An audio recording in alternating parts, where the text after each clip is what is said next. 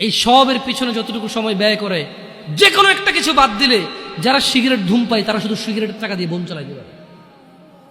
এমন বহু যুবক এবং বহু পুরুষ আছে যারা সিগারেট খায় মাসে 3,000 4,000 টাকার, তাদের বোনরা গার্মেন্টসে কাজ করে। যদি বলে যে আমি সিগারেটটা খাওয়া বাদ দিয়ে দিচ্ছি, ওর বোন আর গার্মেন্টসে কাজ করা লাগে না। সো কোথাও না কোথাও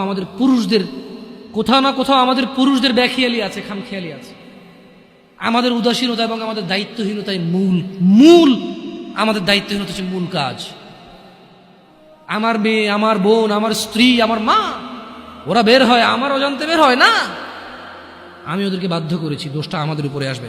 এমনি এমনি তো আল্লাহ নবী সাল্লাল্লাহু আলাইহি ওয়াসাল্লাম বলে নাই যে দাইয়ুস জান্নাতে যাবে না, দাইয়ুস জান্নাতে যাবে না। কেন যাবে না? আজকে আপনি গার্মেন্টসের দোষ দিয়ে লাভ আছে? আজকে আপনি ওই ইট ভাঙার কি ব্রিক ফিল্ডে দোষ দিয়ে লাভ আছে? না, দাইয়ুস জান্নাতে যাবে না।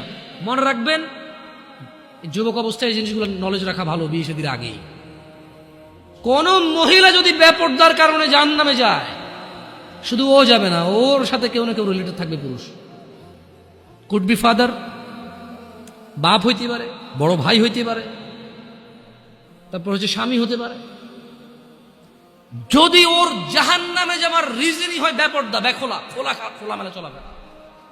মানুষ হাজার রিজনে জাহান্নামে যেতে পারে, আল্লাহ সবাইকে ক্ষমা করুন এবং হিদায়াত দান করুন, আমিন।